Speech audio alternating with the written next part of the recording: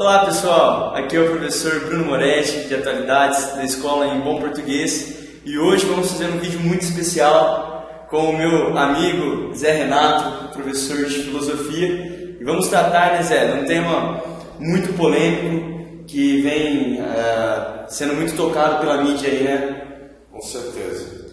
E fala um pouquinho, Zé, pra gente desse tema aí, como é que é? Antes de mais nada, o especial é pela presença do Bruno, não minha. O escritor argentino Jorge Luis Borges tem uma frase, ele diz assim: o tempo é a substância da qual somos feitos. E eu penso nessa frase que ocorreu agora, para falar a verdade, e é exatamente isso. Quer dizer, nós somos feitos, nós somos frutos de um tempo cuja marca é a barbárie, né? Se nós nos lembrarmos, por exemplo, das páginas iniciais do Era dos Extremos, do Hobsbawm, ele pede para várias personalidades, cientistas, artistas, intelectuais, dizerem algumas palavras acerca do século XX, e eu me permito dizer que ele continua se estendendo.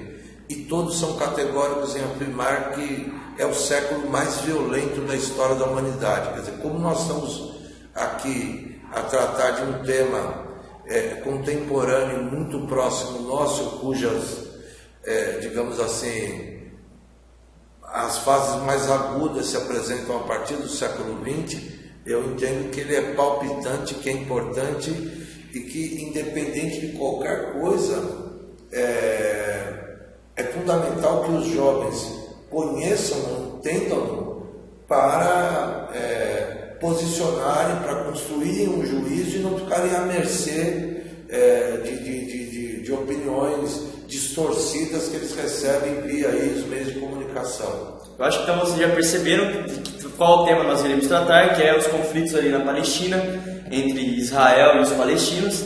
E realmente eu acho que esse tema, eu acho que a grande dificuldade dele é que ele envolve não só uma questão política, ele também envolve uma questão religiosa, é um conflito histórico, então, e ele tem muitos lados a ser analisado, né? Então cada mídia às vezes trata de uma forma, o que traz uma grande confusão. Mas também eu acho que não é um tema tão confuso assim. Não. O que é importante é que nós tenhamos condição de propiciar aos jovens já uma reflexão para que eles comecem a sair do lugar comum. Sim. De não entender que é uma coisa assim, de um lado é o bem, do outro lado é o mal, os judeus são bonzinhos e os palestinos são os bárbaros assassinos. Quer dizer, não tem mocinho, não tem bandido nessa história, ou talvez até sejam os dois bandidos. Então, pessoal, eu sou o professor de Atualidades, o Zé Renato é nosso professor de Filosofia, só que agora vamos trocar um pouco. Zé, fala o que aconteceu na atualidade aí, nesse caso, esse conflito entre palestinos e israelenses.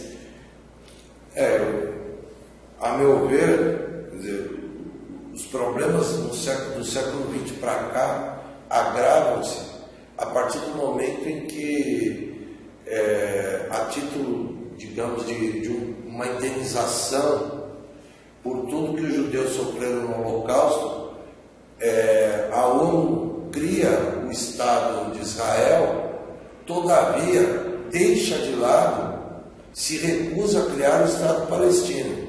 E a perversão maior, se não bastasse isso,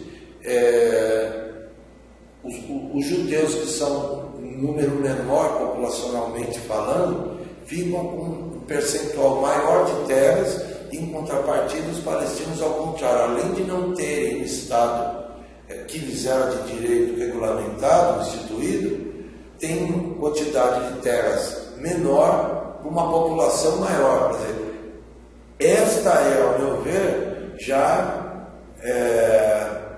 uma das razões, digamos assim, ali está a semente, né, o germe de todo o problema que, à medida em que passam os anos, vai se acirrando, e aí as intolerâncias vão ficando cada vez maiores, até chegarmos a esse grau de barbárie que estamos assistindo. Além da questão também da repressão que é sofrido o povo palestino, do bloqueio comercial que Israel impõe, ali sobretudo na faixa de Gaza, até pelo mar, Então isso agrava ainda mais, né, a situação de vida mesmo desses palestinos. Não querendo se posicionar também, como você muito bem disse no começo do nosso vídeo, não é que querendo achar quem é bonzinho e quem é, mas existe sim essa repressão, ela é real, esse bloqueio ele é real, assim como existem também os ataques, né, dos palestinos. Mas só para você então entender um pouco, Zé, por favor, complemente essa questão.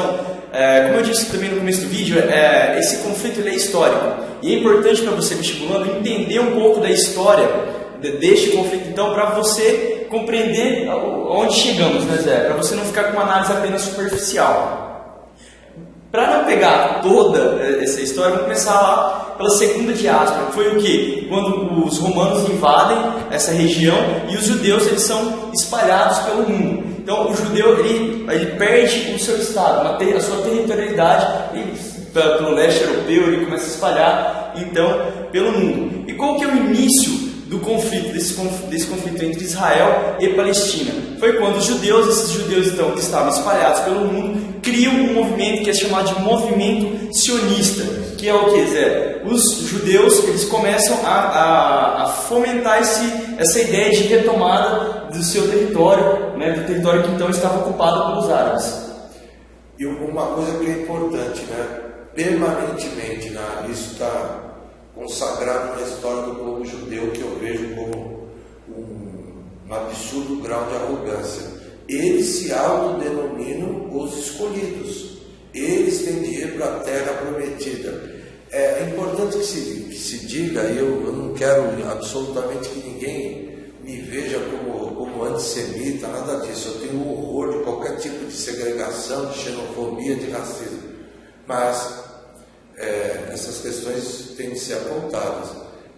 Os judeus são extremamente, o Estado judeu, não vou generalizar para os judeus que não são todos. Sim. O Estado judeu, a política de Israel é extremamente sectária, é extremamente segregacionista.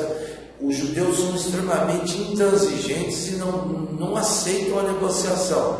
Haja vista, né, me perdoe, eu vou antecipar um pouco, um nome fundamental na história contemporânea, que é o de Shimon Peres, que dedicou a sua vida para encontrar uma solução pacífica junto com o Yasser Arafat do outro lado, terminou como assassinado por um judeu. Sim.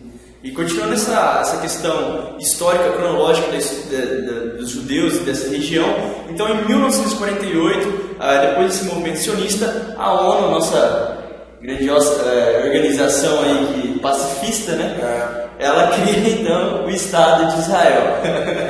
E então foi uma divisão desse Estado entre esse território, ele foi dividido entre os árabes que já estavam ali, como bem adiantou o Zé, que havia um número populacional muito maior dos árabes na região, e divide então entre árabes e israelenses esse território da Cisjordânia, faixa de Gaza, e onde hoje é o atual Israel.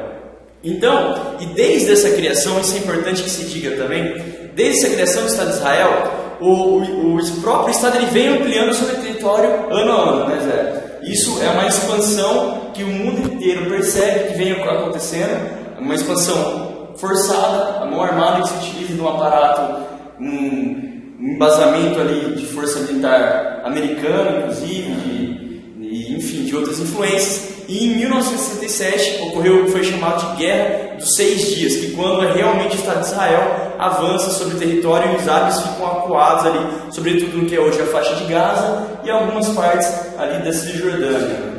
E muito interessante, né, Zé? E os árabes eles então se refugiaram nessas duas partes, que apesar deles ficarem na faixa de Gaza e na Cisjordânia, os israelenses não satisfeitos controlam essa região militarmente. Uma coisa que é importante também pontuar aqui para a galera que nos ouve. O exército de Israel, se não é o mais, é um dos mais poderosos do mundo, afora o poderio econômico que eles possuem. Se me permite, eu vi uma estatística que era o 7º maior exército do planeta. Talvez até... eu sou bastante ignorante nesse assunto, mas eu ouso dizer que se não é o primeiro, é o segundo ou terceiro. Sim. Tá? É bom lembrar, por exemplo, tática de guerrilha, de ataque, de defesa, quem tem esse trabalho mais sofisticado, mais aprimorado? O Exército de Israel. Né?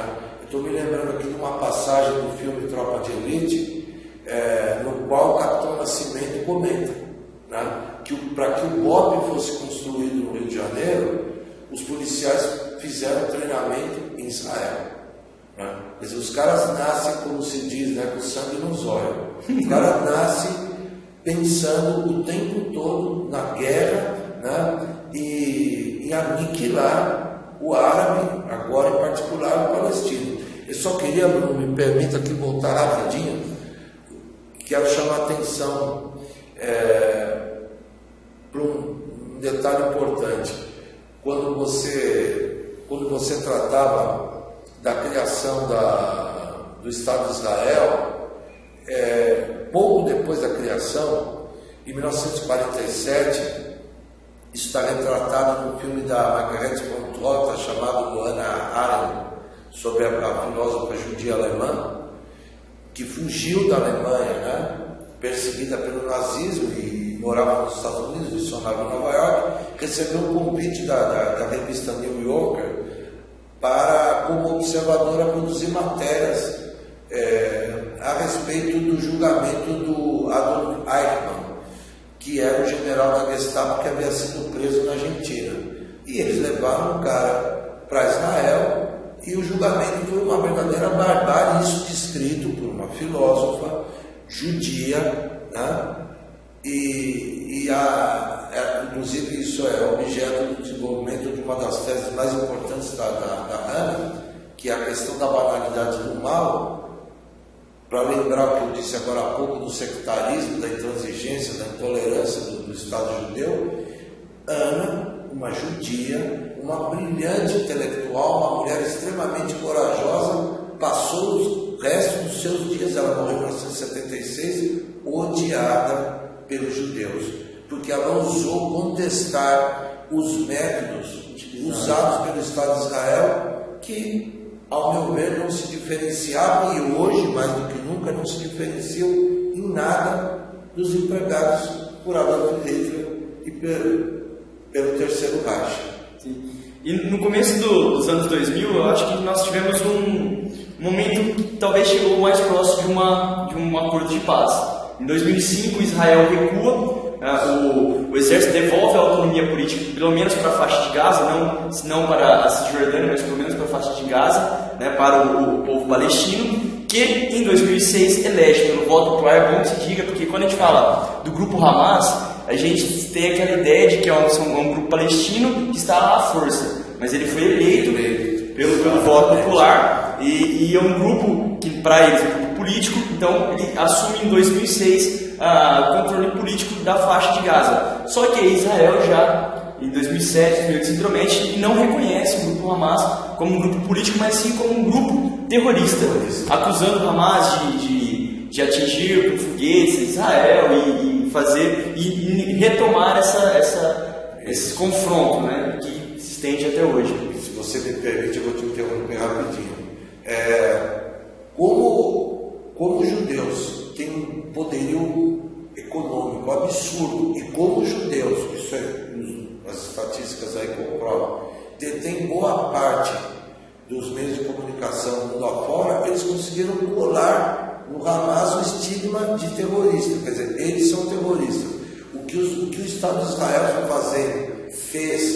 faz na parte de Gaza não é terrorismo, jogar bomba em hospital, fuzilar criança, isso tudo em defesa da paz, do amor e da democracia. Então essas incoerências são importantes os jovens refletirem para constituírem um juízo. Né? Sim.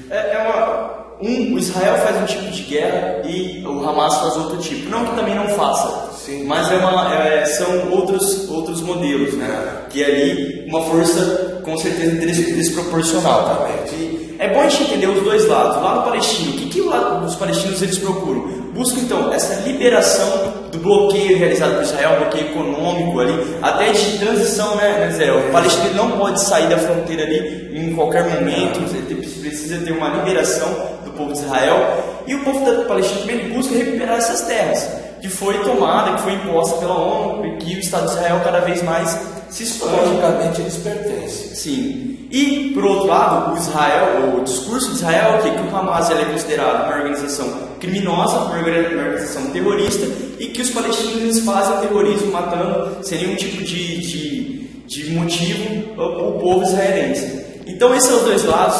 Eu espero que foi um prazer, professor, ter essa conversa aqui. Eu espero que vocês, alunos, tenham um pouco mais de esclarecimento sobre esse assunto, desses dois lados, Palestina e Israel, e que não tenham tipo de dificuldade no seu próprio vestibular. Eu sou o professor Bruno Moretti.